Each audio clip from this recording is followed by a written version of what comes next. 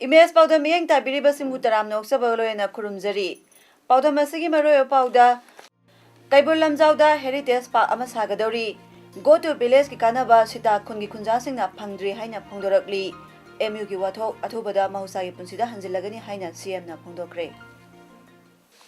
हौजिक मपुंगय पाउलो बिरसी मणिपुर की चीफ मिनिस्टर एन बीरेन हाइक्रे कैबुल लमजाउदा मणिपुर लेरिबा सखंगलाबा कम्युनिटी 93 गिदमक ट्रेडिशनल हाउस यावबा हेरिटेज पार्क अमा लुपा करोड़ 58 चंगना अथुबदा सारगनी वाफम असी Mao youth and students organisation Imphal सिंधुना सिंगमैरोंग लेबा ट्राइबल रिसर्च इंस्टीट्यूट की ऑडिटोरियम दा पांथोकपा माउ सिंगी annual get together and freshers day 2018 की थरमदा अथोइबा मिथुंगी वरोन पिरदुना सीएम ना फोंदोखिबनी सीएम ना मखा ताकिबदा हेरिटेज पार्क प्रोजेक्ट असी यूनियन टूरिज्म मिनिस्ट्री ना अयाबा पीरे स्टेट गवर्नमेंट प्रोजेक्ट असी मथंग सही 2015 पांथोकदोरिबा मणिपुर संगाई फेस्टिवल की मंगोइना लोइसिनबा पांदम थमली लोयना माउगी चेरी ब्लॉसम फेस्टिवल असिसु हंदक सहीदगी मणिपुर संगाई फेस्टिवल की मनुंग चलगनी सीएम ना सेनापति हेडक्वार्टर सारिबा मार्केट सेट असी मथंग थादा संगारगनी हाइबग लोयना मयांग खांगदा आईआईटी अमसु सेमगतनबा स्टेट गवर्नमेंट फिरेप लौरे हाइनसु फोंदोखी माउ जाति सिंगना मतम खरगी ममांगदा इम्फाल लोमदा लाकपगी महुत्ता मणिपुर की मपान सतुना लाइरिक तमलंबा अदु हौजिक्ति इम्फाल लोमदा लाक्तुना लाइरिक तमले हाइबगी पाउ ताबदा सीएम ना अपेन फोंदोखी हिंदू सु लगे क्रिश्चियन सु लगे मुस्लिम सु लगे मेनी थिंग्स मैदै सनामै जब मयाम सु लगे नो वन से नथिंग सी इंक्लूसिव कोटु बि हिंदू तबा हाइगना लाइसे नमा याम सेंग याम क्लियर होना हाइगे अदुना no discrimination against anyone aduna C atai swai hai galasu last 1.5 years what is happening in Manipur BJP led government ours is BJP led government is aduna sida witness hoine leyo ngasi tharamda PICD minister LD Khona tharam mapu amadi tribal and hills ki minister NKS sina akhana mitong oina saruk yaki थौरंगी मनुंग चना माउगी women focusing अमदी youth सिंग तोंगान तोंगानबा जगोई सिंग उतकी नुंथिलगी मतमदा mister अमदी miss fresher सु खनकी Bharatiya Janata party Thoubal district की ओइनसु सही की ओइबा educative मिफंग असि party की मरोइबा थौ पुबा कया यावना खोंजोंग वार मेमोरियल कॉम्प्लेक्स खेबसिंगदा पांथोखरे पार्टी की मपांगन कंखनबगा लोयना मियांगी थबक थौरम सिंग माय पाकना करमना पाखतकनी हाइना खनकिबा थौरमदुदा वांगजिंग टेंथा केंद्र की MLA P Brojen district president L Deven state spokesperson doctor Nimaicha Luwang district अस्ते लेरिबा कंस्टिट्युएंसी तरुक की लुसिंगबा सिंग अमदी थौबाल जिला की अध्यक्ष हसीना बेगम यावना पार्टी की कर्मी कयाना सरुक याखी थौरमदुदा सरुक यादुना MLA P ब्रोजेन फोंदोखिबदा prime minister Narendra Modi की मखादा लेबाक असिदा लेरिबा इना खुनबा लाइरबा हाइबथिदना प्रजा मियामगिदमक पाइखलकलिबा थबक थौरम खुदिमक मिपुंग खुदिंगना खंगनरिबनी मणिपुरदसु बीजेपी न लुसिंगबा सरकार असना खुंगंग चटलु मिशन होदोक्तुना मियामगी फंगफम थोकपा हकसिंग युमथोंग खुदिंग फंगली लमदमसी हेना चाखोटपा पुरकपा ngamnaba पार्टी की कर्मीसिंगना असेटपा थाजबा अमग लोयना होनमिनसी हाइना फोंदोकी प्राइम मिनिस्टर नरेंद्र मोदी की लिसिंग मखादा ngasi go to village गाइन तौरिसे ngasi दिल्ली न मतौ तमाइसिन ngasi की administration government to the doorstep ता लापसे गवर्नमेंट की एनी फैसिलिटी पुनमक अखोई प्राइम मिनिस्टर की पॉइंट प्रोग्राम मखादा लाइव प्रोग्राम मयाम पुनमक सी अखोई ngasi द डोर स्टेप ता लाप मतमदा go to village न पीरे बकानाबा सीता सुनतन स्कीम कया से पीरे बकानाबा मयाम से प्रजा की थोंग द डायरेक्ट यहोलेब पॉलिसी मयाम से अदुबु लेबाक अमकी नुंगाइबदा अखोई डिस्ट्रिक्ट सु यावगने मधुगी वाखलोन द अखोई पुनमक कथोमिनरगा आइगी माइकैदग सोंगम बनुम कथोरकनी गो टू विलेज की कानबा अमता फंगदबना खुंजा सिंगना गो टू विलेज की कानबा सि करिनो हाइना मणिपुर लेंगाता वाहंग हंगलकली टेक्नोपॉल डिस्ट्रिक्ट की मनोंग हंजनबा मफमदा लेबा टेक्नोपॉल डिस्ट्रिक्ट हेडक्वार्टर दगी किलोमीटर 19 मुक्ता संगसिलगा लेबा सीता विलेज दा अखोगी मोरे पाउमिना खुन अदुदा सतुना खुंजासिंगा उनरुबदा खुल अदुगी विलेज सेक्रेटरी एम तिखोजांग हाउकिपना फोंदोरखिबदा हौखिबा मेगी तांग अमदा खुन असिदा टेक्नोपॉल डिस्ट्रिक्ट की ओइना अहानबा गो टू विलेज पांथोखिबनी गो टू विलेज थोरमदुदा खुनगी माइकैदगी old age pension widow scheme सिंग डिफरेंटली एबल सिंगी मतंगदा कानाबा फंगनबगिदमक्ता सेसांग कयामा मरि लेनाबा डिपार्टमेंट सिंगदा पिसनख्रा मतुंग ngasi फावबा कानाबदि अमता फंगद्रि हाइना फोंदोरखि खुनसी सिंगदोंदा लेबना मरम ओरगा इसिंगी अवाबा कयामा मायोकनरी मसिगी मतंगदासु मरि लेनाबा डिपार्टमेंटा खुनसीदा इसिंग फंगनबगी सेम साबिनाबा से इदुना थाजनख्रबसु ngasi फावबा थबकता ओंथोकपिद्रि हाइना महाना पेंदबा फोंदोरखलि नाकानामरोमदा सीता विलेज हाइरिबा खुनसी इम्फाल मोरे लंबी नेशनल हाईवे 102 की टेक्नोपॉल डिस्ट्रिक्ट हेडक्वार्टर किलोमीटर 19 संगसिलगा लेबा खुनसीगी लंबी थोंगी फिबम हाइनिंगाई लेतना फत्तबना खुंजासिंगना चथोक चसिन तौबदा अवाबा कया अमा मायोकनरी हिरमसिंग असिगी मतंगदसु मणिपुर लेंगा की मरिलेनाबा डिपार्टमेंट सिंगदा सेंबिनाबा हाइजबसु लेख्रबनी अदुबो ngasi फावबदी सेंबिदना लेरकली हिरमसिंग असिगी मतंगदा मणिपुर लेंगाना अथुबदा सेंबियो हाइना फोंदोरखि वाटर सप्लाई से ख्वाइदगी सितादा ख्वाइदगी लुबसी वाटर सप्लाई किने अदो माखोय हुयु फाव करिसु लेत्रि अदुने खोय अते ते करी करिनो चाखत थौरांगी दमा सीबीएस खोय ऑफिसर मयामना करी कनो मयाम गी हरावना नबा मयाम गी आशा तो न मयाम हाय अदुबु एखोय नदी अदो आशा तो न तोर ngairaga हुयु फाव ममी तादबिसि करी मरम गी गो टू विलेज प्रोग्राम सि तोबनो एखोई सीता की करिसु कानबा फंगदे हाइना एना गवर्नमेंट डिपार्टमेंट सिंगा एना अपील तौजरे मयाई काबा निशाना लक्सलक्लबा लमदमसी कलहौरसी निशा चाबा लेपलसी हाइना थौबाल अवांग लेकाई अकोइबदा लेबा क्लबसिंग अमदी मैरा पाइबी इमा इबेल सिंग सिंदुना ngarang थौबाल बाजार अमदी लेकाई असिगे अकोइबदा मैरागी खोंगसत सतख्रे थौबाल अवांग लेकाई तोरबाल लंपाक्तगी हरदुना थौबाल मेला ग्राउंड अमदी थौबाल बाजार फाउदुना चतला मतुंग लेकाई असिगे लेरक सिनबथुंगना खोलाव कया लाउदुन चतखी अमदी तोरबान लंपाक्ता अमुक लमथुंगदुना मयाई काबा निशागी मायोक्ता मियाम पुना लेमिनबा हाइना वारेपसु लौखि सरुक याखिबि नुपि अमना फोंदोरकपदा खुनाई असि निशागी इपाक्तगी कलौनबगिदमक मयाई काबा निशासिंग योनबा साबा तोकपिरो मरि लेनाबसिंग हाइबदि पुलिसनासु अकनबा मियेंग संगबिदुना मयाई काबा निशा मुथतपदा मतेंग पांगबियु हाइना फोंदोलखि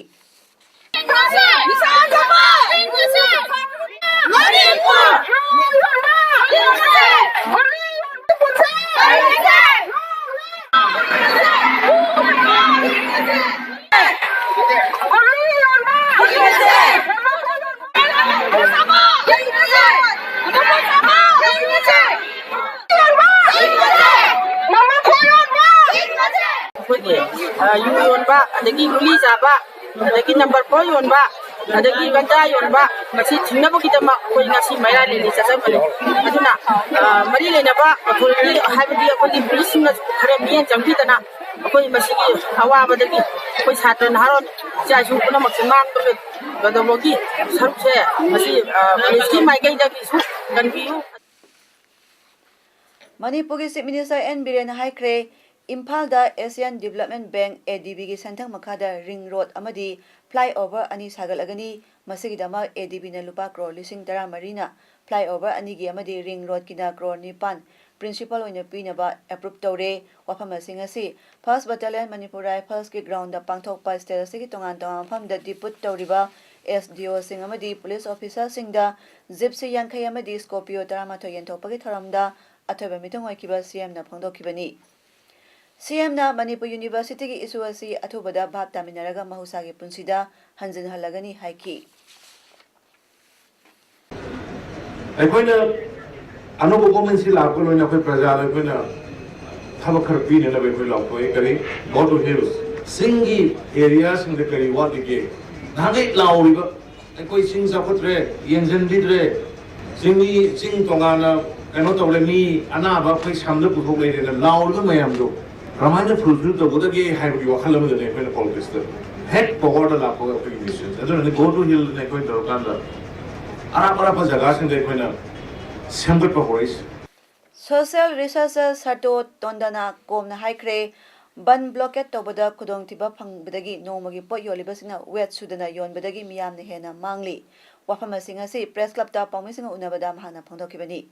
mahana makha takibada paumi kharaga loyana khwairamban ima kaithel amadi akoibada phamliba dukan singdagi nga hawai semna singwa polam sing leiraw matung wet and measure department na piba arumbaga manabra yengbada arumba manadaba kaya thengnare mamangda miyamna dukan singdagi pot leibada kilo masing phadabagi singnaba leibadagi koknaba mahakna survey sathabani masida sarkarna miyeng changduna miyamgi singnaba koknaba honabiyu wet and measure department na toina check tawbiba amadi consumers club nasu miyeng changbiduna miyamgi singnaba koknaba honabiyu haiki ngarang ayo pung nipan tarakpa matam aduaida tamugi April Moon Hall da tamu youth network na sinduna India amadi Myanmar lebak anigi praja singgi oiba santi puraknabagi mifa ama pangthokhi mifa aduda moreda leiba civil society organization sing ISTC Tamil Sangam Gorkha Samaj MMCM gi lusing basing punna miyo yangkhai mukna saruk yaki thoram aduda Myanmar gi civil society organization sing Namphalong Market Association Chamber of Commerce Tamu Gangte Youth Association, Jomi Youth Club amadi atopo organization punna kuntra mangagi lusingba samyangkhai mukna saruk yaki.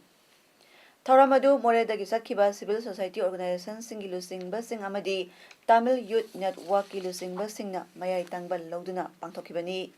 Thoramadu khanakibada India amadi Myanmar lebak ani gi government ki di santi puroknaba toine mifam family adubu praja masen marilenadaba yadaba amad oibana India amasung Myanmar gi history da ahanba oina ngarang meeting of India Myanmar Civil Society Organization in Cabo Valley gi banner amagi makhada mifamadu pangthokibani mifamadu da lebak anigi praja singi marakta hena nungsijana leminanaba galoyana hena afaba mari thamnaba amasung lebak ani asi yumthangana leibanina awa ana tarakpa matamda amana amagi mateng pangnasi haiba mifamadu da yauki lebak anida thoaningdaba thawdaw wathoksing thoktanaba honaminasi loyana karigumba tholakpa tarabasu lebak anigi civil society anina punna phaminaduna waroisin puraknaba honaminasi masina maram oiraga lebak anigi prajasing hena mara setpa afaba mari thamba ngamgani haiba wafam kaya phangdoknakhi Ibudo Football Club Ibudo FC Kaksingna Anchor Dental Clinic Kaksing Kaithalga Kusamnaduna National Health Mission Manipurga Kusamnaduna Lemna Ya Layeng Bagi Camp Amangasi Kaksing District ki Kaksing Maya Lekai Delaiba Multipurpose Community Hall da Pangthokre Dr. Taret na saruk yadun sasakiba camp aduda Kaksing gi tongan ba Lekai Singdagi Miyoi Sani Rom Lemna Layeng Kibaloyana Hidak Langthaksu Lemna Yenthokkiba camp adugi matangda Kaksing FC ki Secretary Pukrambam Bijayana Phongdorakpada Miyoibagi Punsida Yamnamak Maru Oiriba Haksangi Saru ama Oiriba Ya asi Tinjang Kaijangdana Ningtina Thamba Mathau Tai Khana Game asi Pangthokjabani Makha tarakpadasu Kaksing gi tongan ba mafamsingdasu asigumba game kaya pangthokigani haina phongdorakhi Naharu Maya Lekai da Leibi Takhelai Kobi ama Maya Nupana Nomaina Kakhiba Thodoka Marilena Semkiba JSigi Haisnam Indirana Haikre Manembokta Nomaina Kakhiba Irom Randhir Thabaktagi suspend tawgodabani Wafamasinga Sinungthil Press Club da Pawmisinga Unabada Indirana Phongdokibani Thawdoasi Tungda Mohana Thotanaba Ain gi oiba action lokotuna Mapunsi Supagi Jail da Thamgodabani Nomaina Kaplambadagi Soalamkiba Takhelai Advanced Hospital da Aruba Pibam da Laikanariba Sida Randhirgi Imung Manungna Hangba ngasi phawba laktri Takhelagi masanupi Sonia Mapuroiba Randhirna tamthina phubagaloyana mana kongda thajinbadagi mana pangduna leiri hainasu pawmisingda phungdokhi Nahan numida athengbada Manipur Police na MU gi campus da red chathaduna oja amadi mahiroi kaya phakiba loyana mahiroi sing chathokchasin yahandaba thawongi mayokta MU gi mahiroi nupi macha singna MU gi campus da wangang deba silent protest tawkre protest asaru yakibi mahiroi nupi macha singna university campus sangduna police na thiba humba kihan khangan bagi thawdok condemn tawi university manungda thamliba security forcing athubada lawthoku phajin kiba oja amasung mahiroi sing condition amata yaudana thadokadabani hojik leiriba professor BC Jugindro registrar Syamkesho amasung makhoiga naknaba leiriba singda makhoi lairik tamkhiroi haibagaloyana thawdo asi akan mamongda condemn tawi haiki Prime Minister Narendra Modi na Odisha da laiba Talcher Fertilizer Plant amu hana thabak haunaba plaque amagi phija hangdokre. Plant asi India gi oina coal gasification based tauba ahanba fertilizer unit ni. Plant aduda fertilizer khaktan tan natural gas su puthokani hairi. PM Modi na haiki Odisha da hosel gi sakhopa phanganaba lengak na kana thabak lokhatli. Balasore Baripadi Bolangir Korapur amasung Rourkela da laiba medical college singidama Lupa crore songa humdraga mena pikre Katak Barla amasung Berampur da laiba medical college singbu modernizing taunaba Lupa crore sahum humpusina kre hairi Ayushman Bharat project haiba amasu lebak sinba thungna nomajing nimita launch tawragani haina PM Modi na phondoki scheme asigi makhada health insurance oina miyamna lupa lakh mangagi sempham phangani hairi United Nations Secretary General Antonio Guterres numit marini khongchata India da October amada thonglagadori mahakaloyana miyoi taruna saba member delegation amasu lakadori October anida New Delhi da pangthokadaba Mahatma Gandhi International Sanitation Convention da mahak saruk yagani Rashtrapati Bhavan Cultural Center da pangthokadaba thoramasida Mahatma Gandhi gi cham yankairak suba mapok kumon palan amadi Swachh Bharat Mission gi marirak suba palan thoramsu launch tawgani hairi UN Secretary General Saruk Yagani Hairiba Tharam Singh Manungda First Assembly of International Solar Alliance Second RE Invest Conference amasung Energy Ministers Meet of Indian Ocean Rim Association Yauri Mahakna President Ramnath Kovind amasung Prime Minister Narendra Modi ga su unagani loyana External Affairs Minister ga delegation level da warisanagadori hairi Hauzi arabada maroyapa mukana thamjari Kaibul Lamjauda Heritage Park ama sagadori Go to village ki kanaba sita khungi khunja singna phangdri haina phongdorakli MU ki wathok athubada mahusa gi punsida hanjilagani haina CM na phongdokre Ngasi gi di paudam pijaba matang aseloisinjare miyeng tabiri basingbu khurumjari